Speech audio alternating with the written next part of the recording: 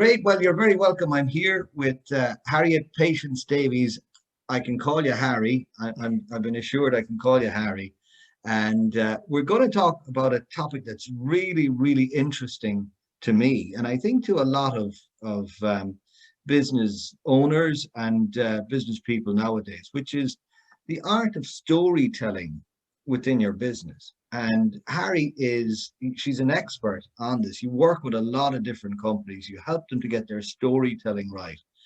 But we're going to chat about it, Harry, in sort of broad terms and also in specifics. But tell us a bit of your background. As how did you end up doing that and getting to where you're getting? Yes, Brendan, it's a rather unusual job title, isn't it? Storytelling coach in terms of the day in this day and age. I've had, I guess, in lots of ways, a strange career, but also a very straightforward career. I left university wanting to be a screenwriter, and I came down to London to do a master's degree in screenwriting. Oh, 20 years ago now. And that was my big love and my big passion that I wanted to do, because I really loved about screenwriting is that there's a structure and there are rules. And if you work within the structure and the rules, then you have utter freedom to pretty much come up with whatever you like, so long as you're following the structure. And that really, really appealed to me. Mhm.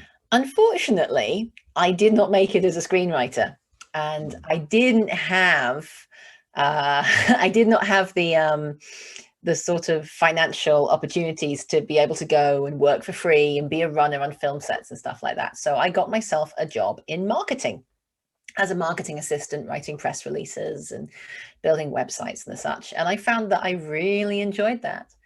And after a couple of years, I had to make a choice about what my career was going to be. Was I going to keep writing and keep trying to make it as a screenwriter, or was I going to go with the website building and the digital product creation, which I started to do? And I went with the one that paid the rent. Mhm. I went with Yeah, the one that kept the lights on. sure. About 6 years ago now, I applied for a job at Accenture Digital, which, as you may know, Accenture is a huge management consultancy brand, absolutely Mhm. enormous. And they had just launched, about a year previous to that, the digital brand, the digital subsection of the company. And they were looking for digital experts. Now, it had never, ever occurred to me to go into consultancy. I didn't really know what a management consultant did. Mhm. But I just come off 5 years working in an agency, and I had worked myself up to being acting head of digital. And I'd realized I was a little bit bored. I didn't Mhm. really just want to be running a team. I wanted to be doing the interesting work. So I asked around, and everybody said the interesting work was happening at Accenture Digital. Mhm. I applied and got the job. Great. I'd been there for a couple of years, and Accenture had this big emphasis on getting everybody trained up for design thinking. And when I was doing design thinking training in Dublin, no less, in Wow. a yeah, in a lovely hotel on the outskirts of Dublin, yay Dublin. And I realized that a lot of the stuff I was learning was things that I already knew from my Mhm. screenwriting and writing backgrounds.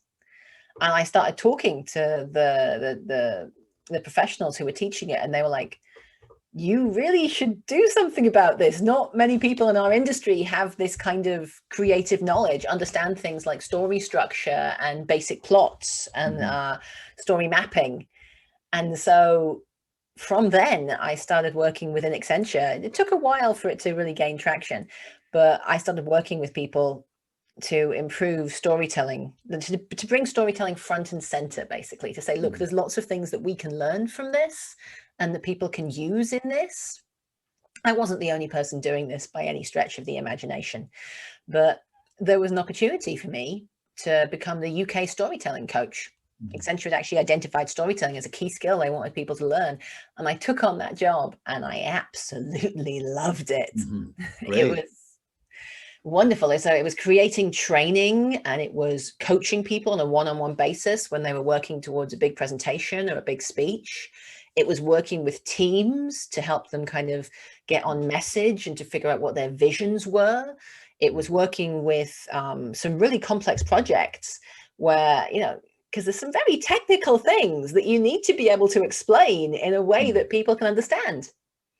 And Yeah. I absolutely adored it. And I had the opportunity to take redundancy from Accenture, which I did last year, and immediately set up Patience Davies Consulting with my husband, who had been doing basically freelance project management work for about a year. All the way through COVID, he'd been doing all these bits and bobs. And so we combined our skill sets. Great. And now we offer storytelling training, coaching, collaboration, working with people to help them find the best way to tell their stories and improve their communication skills. Great. Great. I love that. And that's a great story in itself, Oh, how thank you've you. come about to that. So what I'd like you to do now for me is to describe or to tell us why storytelling is important for businesses, because I'm sure a lot of business owners or just even people who are working in maybe marketing departments or so, they probably intuitively know that it's important that you can tell your story, the story of your business, but maybe they don't apply it to everything they do when they're putting messages out. So can you tell us why it's important to business? Storytelling has been important to business in terms of advertising for a very long time. You know, storytelling is how human beings have communicated with each other for tens of thousands of years. We didn't always have writing. We definitely didn't always have Netflix. We had to be able to speak to each other and speak in a way that people understood and could remember. And it turns out that our brains are literally wired for story. We remember stories better than facts, better than numbers, better than a lot of things. We're really set up to remember and repeat stories. So businesses have known that in terms of advertising and marketing and the idea of the business brand for a long time. And I think that leaders, successful leaders, have recognized the importance of storytelling because it's the importance of being able to inspire others and to motivate a team and to be able to explain things. But up until recently, these skills would have been called executive leadership skills or executive communication skills. We wouldn't necessarily have used the S word because, you know, it might feel a little bit irreverent for the business world. Sure, sure. But one of the things that I've found is that the way that people communicate, if you actually look at people talking in an office, or you look at people actually in any environment, most of the conversations that we have when we're meeting people new for the first time or we're catching up with friends, most of those conversations are very gossipy. What have you been up to? What are you doing? Are you going on holiday? What's the news? And we spend all of this time swapping stories. And when you're in a work-based context, we then have gossip about work projects, don't we? We have the latest status updates and we have this, that, and the other, but it's a lot less compelling. It doesn't really stick in the brain as well. And it can be a bit more boring. So we can use some of the techniques and some of the ways that we tell stories in our personal lives to make the stories that we tell in our professional lives more memorable. Okay, I'm going to stop. I'm going to stop you there because I think I've read where you said, Harry, that there are rules to storytelling. Is that correct? And can anybody learn these rules and apply them? Yes, anybody can learn these rules. Okay, how many rules are there? Well, okay, I don't necessarily have a finite number, but one thing I would say is I think people think that being a good storyteller is something you're born with, or you just are a good storyteller. And there certainly are people who were good storytellers. My grandmother was an exceptional storyteller and didn't have a great deal of education. You know, she left school at 12, but she could tell a brilliant story. And there are people who are naturally good at this, but a lot of being good at storytelling is understanding some basic techniques and approaches and what to do. So one rule that I would say is if you're going to tell a story at work, it needs to be short. Okay. Right? You can't, this is not the pub. You cannot keep people entertained for 10 or 15 minutes. If you're going to tell a story in a meeting, there has to be a reason why you're telling that story. There has to be a meaning or a moral or a lesson that people should take from it. And it really has to be about, at most, 90 seconds long. Okay. So to be able to tell a good short story, you need to have practiced it, or you need to understand how to kind of strip a longer story down to its skeleton, down to its core parts, core features, and then build it back up and tell it again. Okay. And if you practice this outside of the meeting and you kind of do some of the practical practical tools and tips and techniques that we advise, and you do a bit of that, you will start just doing it naturally in the way that you tell stories. All it takes is practice. So just on that, the rules would be keep it short, Okay. keep it efficient, right? Don't get distracted in the middle of the story by like the fun point over there or another related story which doesn't have anything to do with the actual message that you want to convey. Make sure there is a clear message and practice. You know, you don't necessarily have to have practiced that story, but you need to have practiced telling stories in general, just to get yourself into the rhythm of being able to tell a good, effective story in 90 seconds, because 90 seconds is an alarmingly short amount of time.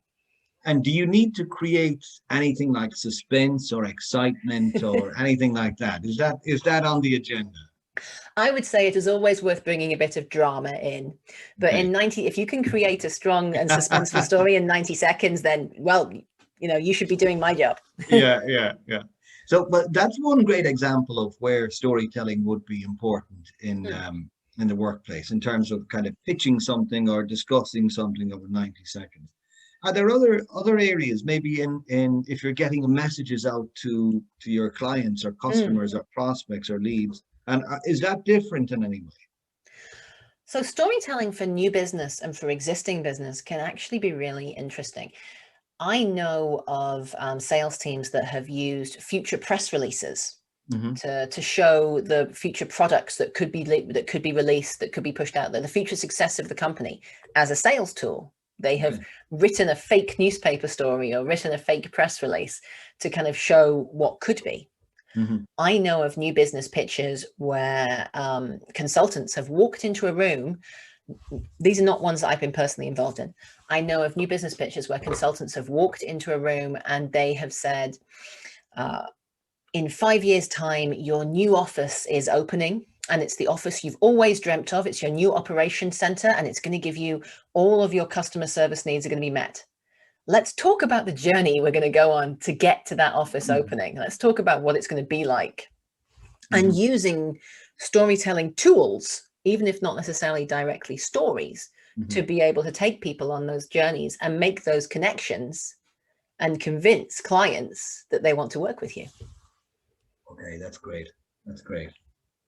And tell me about your clients now. How do you, is there a formula for you to go about coaching them? Do you have to see where they're at the moment, or test what their storytelling ability is? Do you have to match up a certain style of storytelling with a certain style of person? How does it work? So we offer a 6-week storytelling for business course, which I can also deliver in 3 days if we're doing it in an intensive version. There are 6 2-hour modules to that course. And we're teaching it at the moment for a big consumer publication in the UK. They've got a lot of people who are working on some very technical things and they want them to be able to explain it better. And so we're working with them to help them on that.